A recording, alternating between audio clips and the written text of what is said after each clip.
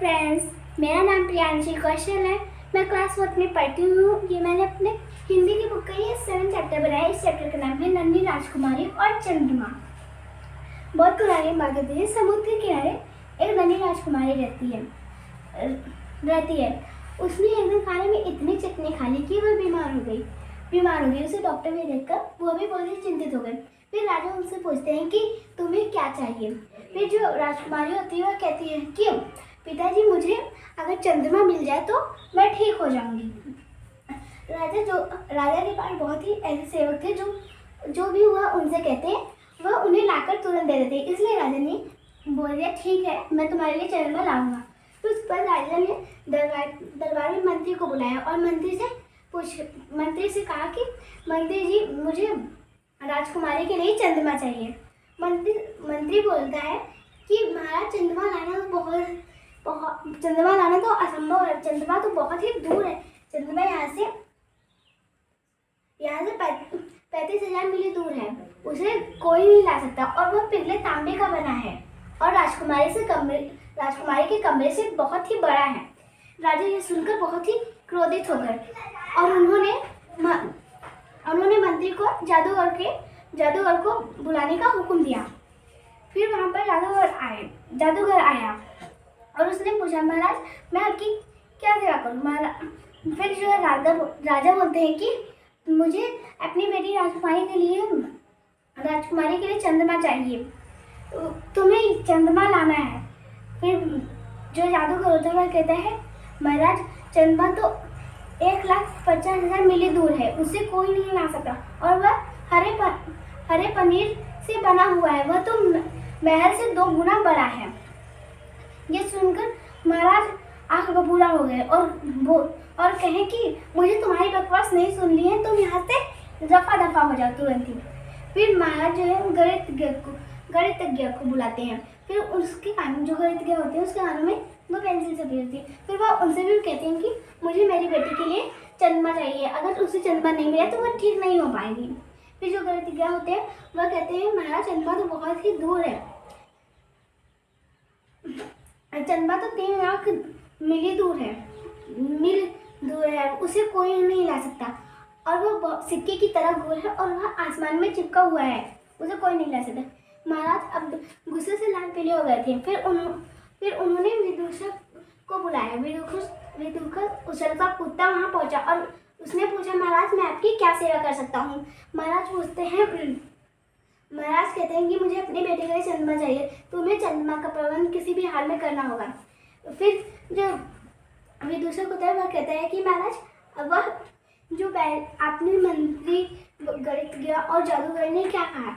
फिर जो महाराज होते हैं वो बताते हैं कि मंत्री ने कहा कि चंद्रमा 35,000 मील दूर है और वह राजकुमारी के कमरे से बड़ा है। जादूगर ने कहा कि चंद्रमा 1,50,000 मील दूर है, उसे वह महल से 2 गुना बड़ा है।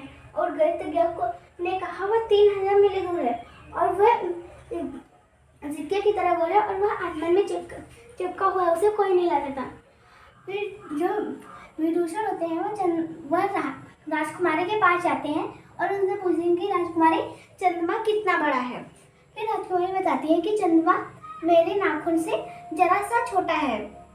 और फिर विदूषक पूछते हैं कि वह कितनी दूर है। वह पूछते हैं कि मेरे खिड़की से जो पेड़ दिख रहा है उससे ऊंचा नहीं होगा, क्योंकि कभी कभी तो वह पेड़ के डालियों में उलझ जाता है। फिर विदूषक पूछते हैं कि वह किस धातु का बना है। फिर जो राजकुमारी होती है वो कहती है कि यह भी कोई पूछने की बात है, वह चंद्रमा सोने का बना होता है। और फिर जो विदूषक होता है वह कहता है, ठीक है। फिर वहाँ से विदूषक सीधे महल से निकल कर वह सीधे सुनार के पास जाते हैं और वह सुनार के पास से एक सोने का चंद्रमा बनवा लेता है और फिर उसे सोने की रस्सी में बांध कर ले जाकर राजकुमारी को दे देता है। राजकुमारी यह देखकर बहुत ही खुश हो जाती हैं और अगले ही दिन से वह बाग में खेलने लगती हैं। लेकिन राजा अब भी चिंतित थे क्योंकि उन्हें पता था कि अब रात में बिटिया की तबीयत फिर से खराब हो जाएगी। फिर से खराब हो जाएगी। फिर उन्होंने मंत्री को बुलाया और मंत्री से कहा कि मंत्री जी कोई ऐसा उपाय लगाइए जिससे कि आज की रात बेटा चंद्रमा ना देख पाए, राजकुमारी चंद्रमा ना देख पाए। फिर मंत्री बोलते हैं कि राजकुमारी को क्यों ना काला चश्मा पहना दिया जाए जिससे वह रात में चंद्रमा उन्हें नहीं दिखाई देगा। फिर राजा बोलते हैं कि अगर हम राजकुमारी को काला चश्मा पहना देंगे तो इससे उन्हें कोई भी चीज़ नहीं दिखाई देगी और वह उनमें लैंप भी जाएंगी और इनसे उन्हें नई बीमारी हो सकती है। और राजा को बहुत ही गुस्सा आ गया मंत्री के बात पे। फिर उन्होंने जादूगर को बुलाया। फिर जादूगर ने भी सोच समझ कर उन्हें यह सलाह दी कि महल के चारों ओर काले मखमल का कपड़ा लगा दिया जाए, इससे राजकुमारी को चंद्रमा नहीं देख पाएंगी। फिर राजा अब भी बहुत ही गुस्सा हो गया, वह आग बबूला हो गया क्योंकि वह कह रहे। फिर वह कहते हैं कि इससे तो बेटा का दम घुटने लगेगा। फिर गणितज्ञ को बुलाया जाता है। फिर गणितज्ञ बोलते हैं कि महाराज बाग में आतिशबाजी करवा देते हैं जिससे कि राजकुमारी को चंद्रमा नहीं दिखाई देगा इतनी भीड़ में। फिर राजा को बहुत ही तेज गुस्सा आता है। फिर वो बोलते हैं कि ये तुम लोग क्या सलाह दे रहे हो? अगर आतिशबाजी बगीचे में करवाएंगे तो इससे राजकुमारी सो नहीं पाएगी और वह बीमार हो जाएगी। उन सबके चले जाने के बाद विदूषण का आता है और फिर महाराज उससे कहते हैं कि राजकुमारी को कि खिड़की के पास देखिए चंद्रमा निकल रहा है, राजकुमारी अगर चंद्रमा को देखेगी तो उस पर क्या बीतेगी। फिर विदूषण चुपके राजकुमारी के कमरे में जाता है और वह राजकुमारी से पूछता है कि कितनी अजीब बात है कि चंद्रमा तो आपके गले में सोने की जंजीर के साथ लटक रहा है, लेकिन आसमान में फिर भी एक चंद्रमा निकला हुआ है। फिर राजकुमारी कहती है कि इसमें आश्चर्य की क्या बात है, जब मेरे दांत टूट जाते हैं तो उसकी जगह नए दांत उगते हैं, इसी तरह जब ये चंद्रमा हमारे पास है तो वहाँ भी नए चंद्रमा उगते हैं जिससे लोगों को उजाला मिलता है। फिर विदूषण कहता है हाँ, इतनी सी बात मेरे रिज में क्यों नहीं घुसी। फिर विदूषण चुपचाप वहाँ से चला जाता है। मेरा चैप्टर इतना ही है। अब इसके राजकुमारी कहाँ रहती थी? क्या राजकुमारी समुद्र के किनारे रहती थी? राजकुमारी ने खाने में क्या खा ली? क्या राजकुमारी ने खाने में चटनी खा ली? उसे डॉक्टर भी देखकर चिंतित हो गए। राजकुमारी को क्या चाहिए था? क्या राजकुमारी को चंद्रमा चाहिए था? मंत्री ने चंद्रमा को कितनी दूर बताया? क्या मंत्री ने चंद्रमा को 35,000 मील दूर बताया? क्या वह राजकुमारी के कमरे से भी बड़ा था? जब फिर महाराज ने किसे बुलाया? कि महाराज ने जादूगर को बुलाया। जादूगर ने क्या कहा? कि जादूगर ने यह कहा कि चंद्रमा 1,50,000 मील दूर है, उसे कोई नहीं ला सकता। और वह किससे बना है? उसने क्या कहा? कि उसने यह भी कहा कि वह हरे पनीर से बना है। मंत्री ने क्या कहा था? कि मंत्री ने यह कहा था कि वह पीले तांबे का बना है। गणितज्ञ ने चंद्रमा को कितनी दूर बताया? कि गणितज्ञ ने चंद्रमा को 3 लाख मील दूर बताया। और उसने क्या वह चंद्रमा सिक्के की तरह गोल है और वह आसमान में चिपका? यह किसने कहा? क्या यह गणितज्ञ ने कहा? विदूषण ने पहले महाराज से क्या पूछा? क्या विदूषण ने पहले महाराज से यह पूछा कि बाकी लोगों ने कितना दूर बताया चंद्रमा को? राजकुमारी की तबीयत क्यों खराब हो गई थी? क्या राजकुमारी की तबीयत चटनी खाने से खराब हो गई? महल से कहाँ गया? क्या विदूषण महल से सोनार के पास गया? सोनार से उसने क्या लिया? कि सोनार से उसने एक सोने का चंद्रमा बनाया। राजकुमारी ने क्या कहा विदूषण से? क्या राजकुमारी ने यह कहा कि चंद्रमा सोने का बना होता है और मेरे नाखून से छोटा है और पेड़ से ऊंचा नहीं है, पेड़ से ऊपर नहीं है। राजकुमार किसके नाखून से जरा सा छोटा चंद्रमा था? क्या राजकुमारी के नाखून से जरा सा छोटा चंद्रमा था? विदूषण ने राजकुमारी को क्या दिया? क्या विदूषण ने राजकुमारी को वह सोने का बना हुआ चंद्रमा दे दिया? क्या दूसरे ही दिन राजकुमारी बिल्कुल ही ठीक हो गई? राजा अब क्यों चिंतित थे? क्या राजा को यह पता था कि जब रात को राजकुमारी चंद्रमा देखेगी तो वह फिर से बीमार हो जाएगी?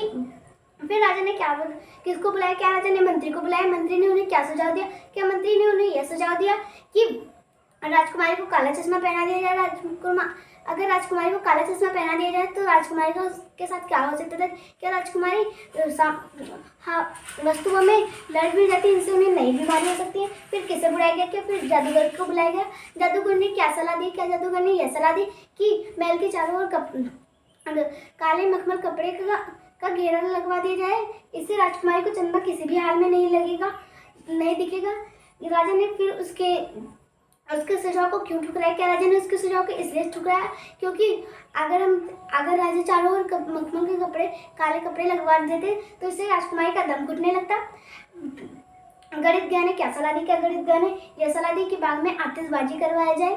क्या आतिशबाजी से राजकुमारी रात में नहीं सो पाती? इससे क्या वह और भी बीमार पड़ सकती थी? विदूषण ने क्यों राजकुमारी से क्या सवाल किया? क्या विदूषण ने राजकुमारी से यह सवाल किया कि कितनी आश्चर्य की बात है, आपके गले में तो चंद्रमा लटक रहा है, लेकिन वहाँ आसमान में एक चंद्रमा और लटक रहा है। राजकुमारी क्यों हंस पड़ी? क्या राजकुमारी इसलिए हंस पड़ी कि राजकुमारी ने किसे बुद्धू कहा? क्या राजकुमारी ने विदूषण को बुद्धू कहा?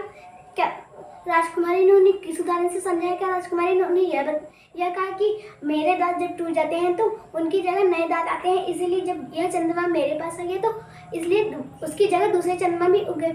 मेरे क्वेश्चन इतने ही हैं। Thank you. वीडियो पसंद आया तो वीडियो को लाइक कीजिए, कमेंट कीजिए और हमारे चैनल को सब्सक्राइब कीजिए ताकि हमारे आने वाले वीडियो का नोटिफिकेशन सबसे पहले आप तक पहुँचे। Thank you.